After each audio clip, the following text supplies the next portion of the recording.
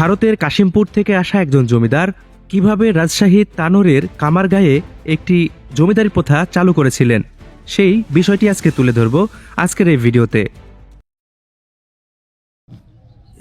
এখানে ছিল রাজবাড়ি মানে কাছারি বাড়ি। আচ্ছা, সেটা হলো কামরান রাজা বলে আমাদের শোনা কথা।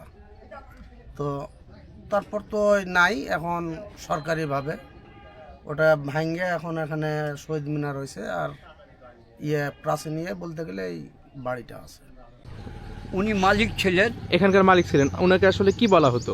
রাজা মহারাজা। ইনি এখানে থাকতেন না? না, কোথায় থাকতেন উনি? থাকতো কাশিম বাজার, মুর্শিদাবাদ কাশিম বাজার। মুর্শিদাবাদে। হ্যাঁ, লক্ষ্মীনারায়ণ মূর্তি ওটা আমরা মিউজিয়ামে জমা দিচ্ছি। এই মিউজিয়াম রাজশাহী মিউজিয়ামে রাখা জাদুঘরে। এটার দাম কে যেন বলছিল কত টাকা?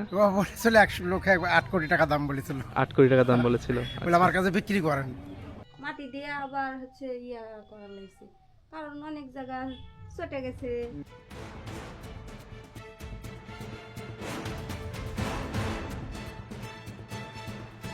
জমিদারের আসল পরিচয় এবং বিস্তারিত জানতে আজকের এই ভিডিওটি শুরু থেকে শেষ অবধি দেখার আমন্ত্রণ রইল।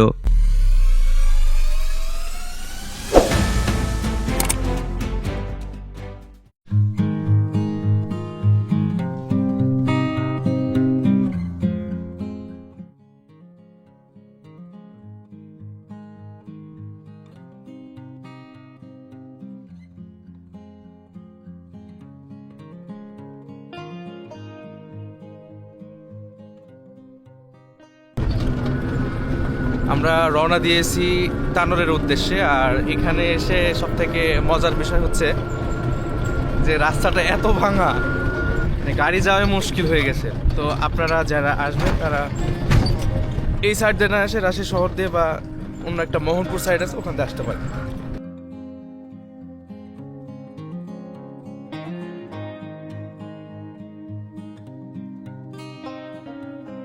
যাওয়ার পথে আমাদের চোখে পড়ল সুন্দর একটি ব্রিজ, যার নাম হচ্ছে বুরুজ ব্রিজ।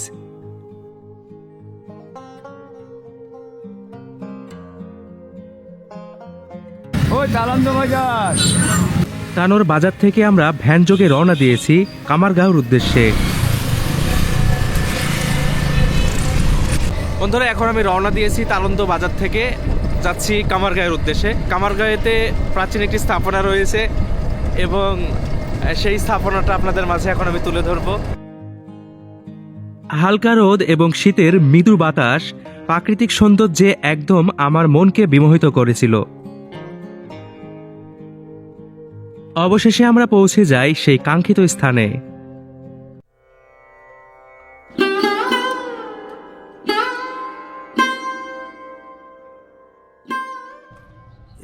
এখানে ছিল রাজবাড়ি মানে কাছারি বাড়ি।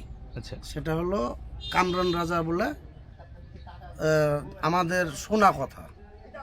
তো তারপর তো নাই, এখন সরকারিভাবে ওটা ভাঙ্গে এখন এখানে শহীদ মিনার হয়েছে। আর প্রাচীন বলতে গেলে এই বাড়িটা আছে। জমিদার বাড়ির পাশে একটি দোকান নিয়ে বসে আছেন এখানে বসবাসকারী একজন। এই জমিদার বাড়ির নাম কি? মহারাজার কাছারি। মহারাজা কাছারি। মহারাজার নাম কি ছিল? মহারাজার নাম ছিল সুধীর নন্দিনী রাজা। সুধীর নন্দিনী। আচ্ছা, হচ্ছে এটা মানে মহারাজার কাছারি ছিল এটা। আর এটা হচ্ছে থাকতো হচ্ছে এই প্রহিতেরা থাকতো। আর আমার শ্বশুর আবার এখানে কাজ করতো। তখন আমার এই বাড়ি ঘর তখন ইয়া করে ফেললো, তখন ছিল না। তখন আমার শ্বশুরকে এখানে ওরা রাখে ওরা চলে গেছে। আমার বিয়ে হয়েছে এখানে। আমি বিয়ে হয়েছে যখন আমার বয়স 7, তখন আমি এবার বিয়ে হয়ে আসছি। 7 বছর বয়সে বিয়ে হয়েছে? হ্যাঁ। বাড়ি মালিকের পারমিশন নিয়েই ভেতরে ঢুকে গেলাম সে প্রাচীন স্থাপনা দেখার জন্য।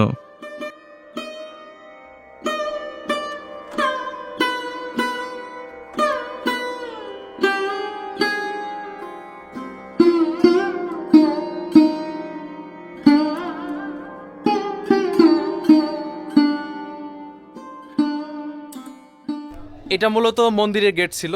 আর সে সময় এখান দিয়েই যারা মন্দিরে পূজা দিতে আসতো বা যারা মন্দিরে পূজা দিত তারা এইখানে এসে এ পাশ দিয়ে গেট দিয়ে একদম ঢুকে যেত। সামনে যেতে চোখে পড়ল প্রাচীন আমলের সন্ধ্যা প্রদীপ জ্বালানোর একটি জায়গা।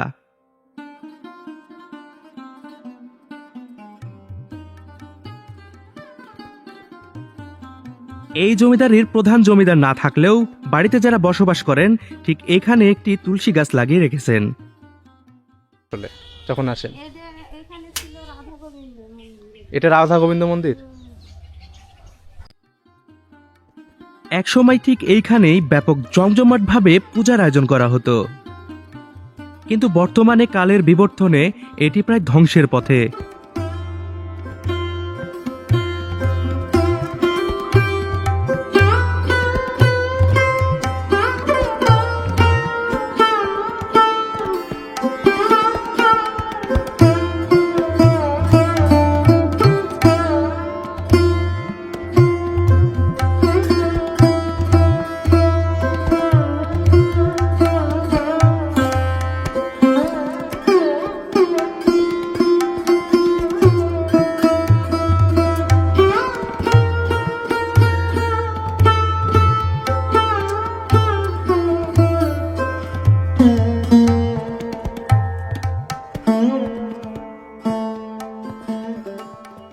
অর্ধভাঙা ঠিক এই জায়গাতেই বসবাস করছেন স্থানীয় একজন বাসিন্দা।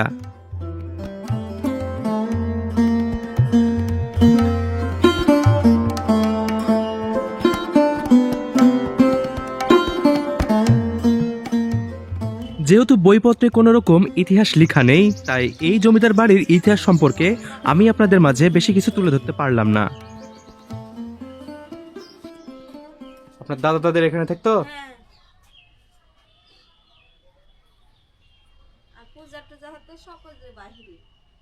পূজা বাইরে হতো?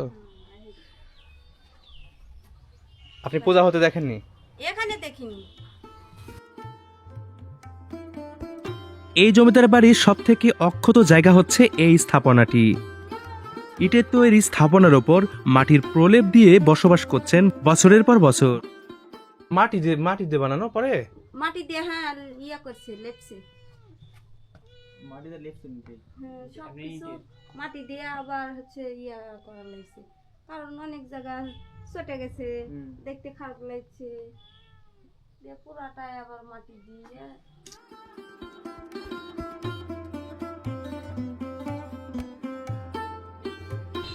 আপনারা এখন এখানে বসবাস করেন? এখন হ্যাঁ, এখানেই বসবাস করি। এই বসবাস করেন জমিদার বাড়িতে, পুরাতন জমিদার বাড়ি, ভয় লাগে না? না, কোনোদিন ভয়টা কিছু দেখেননি? না না, কিছু ভয় দেখিনি বাবা। জমিদার না হয়ে তো জমিদার বাড়িতে বসবাস করতেছেন। আমরা অসহায় মানুষ। এখানে কয়টা রুম ছিল? এই দুইটা রুম ছিল, ওই দিক দুইটা, এই দিক দুইটা, চারটা। এখন আপনি কোন ঘরে থাকেন? এই ঘরে থাকি। এটা আগে না পরে? পরে আমরা করেছি। ও আচ্ছা, ঠিক। ওটাতে ছিলাম, ওটা আমার ছেলে থাকে, বৌমা থাকে। ওই দেখলাম ভিতরে। হ্যাঁ, ওটা আমার বৌমা ছেলে থাকে, আর আমি এই ঘরে থাকি। ওই ঘরে আমার এক মেয়ে থাকে। পাশেই রয়েছে আরেকটি মন্দির, যে মন্দিরটি পুনর্নির্মাণ করা হয়েছে।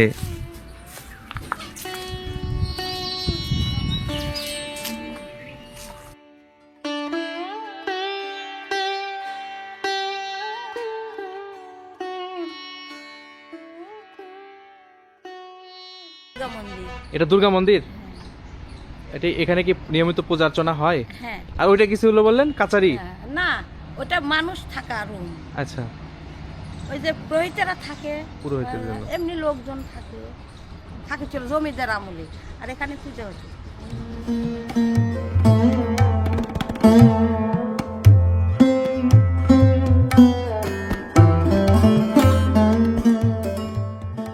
এটা আসলে কি ছিল বা কতটুক জানেন? এটা রাজার মন্দির ছিল, কাশিম বাজার শ্রীচন্দ্র মন্দির। এটা মন্দির ছিল? মন্দির। মন্দিরের পাশাপাশি কি কি স্থাপনা ছিল এখানে ওনার তৈরি? এখানে অফিস ছিল, তারপরে এখানে বাসা ছিল পাশে, এই যে এই জায়গায় বাসা ছিল ঠাকুরের। অফিস ছিল এখানে? হ্যাঁ, এখানে অফিস ছিল, মানে কাচারি বলা যায় এটা? কাছারি ভূমি অফিস। ভূমি অফিস ছিল, 2 থানার অফিস ছিল এই জায়গায়। উনি মালিক ছিলেন, এখানকার মালিক ছিলেন। ওনাকে আসলে কি বলা হতো? রাজা মহারাজা। ইনি এখানে থাকতেন না? না। কোথায় থাকতেন উনি? থাকতো কাশিম বাজার, মুর্শিদাবাদ কাশিম বাজার, মুর্শিদাবাদে, ইন্ডিয়াতে। ইন্ডিয়াতে থাকতেন। একানের অংশ, একানের রাজা। তো অংশ কতখানি বলতে আমি রেকর্ড দেখিনি, তা জানি না। ভালো লোক, ভালো লোক ছিল, তাই না? বেইমানি করেন। আমার বুদ্ধি করেন এখন। ওনার নাম কি? কার? যে একজন মালিক ছিলেন। শিরিশচন্দ্র নন্দী। আপনি কি হ্যাঁ, লক্ষ্মীনারায়ণ মূর্তি ওটা আমরা মিউজিয়ামে জমা দিছি কমিটি করে। আমার বড় ভাই ছিল সেই কমিটির মধ্যে, এক কাকাও ছিল। এই মিউজিয়াম রাজশাহী মিউজিয়ামে রাখা জাদুঘরে। এটার দাম কে যেন বলছিল কত টাকা? ও বলেছিল 100 লক্ষ 8 কোটি টাকা দাম বলেছিল। 8 কোটি টাকা দাম বলেছিল। বলে আমার কাছে বিক্রি করেন। আমরা তো ওগুলো বিক্রি করতে পারিনি। পরে আমরা এগুলো জানতে পেয়ে ইয়াতে রেখে দিছি, মিউজিয়ামে দিয়ে দিই, সরকারি ভাবে জমা দিয়ে দিছি। একটা কাছাই বাড়ি যে রাজা শিরিশচন্দ্র নন্দীর রাজস্ব, এখানে ভূমি অফিস ছিল, সিওরেপ ছিল। এলে 1 নম্বর খাস করতেন এরিয়া গোটাটাই, গোটা বাজার থেকে আমি ওই পর্যন্ত ভিতরে যত যাবতীয় পুরোটাই রাজা ছিল। হ্যাঁ হ্যাঁ, এখন কোনো চিহ্ন নেই না? এখন কোনো চিহ্ন নাই, দেখার মতন কিছু নাই। বন্ধুরা, তানোরের আরও বেশ কয়েকটি ভিডিও আপনাদের মাঝে হাজির করা হবে। ভিডিওগুলি দেখতে আমাদের এই চ্যানেলের সাথেই থাকবেন।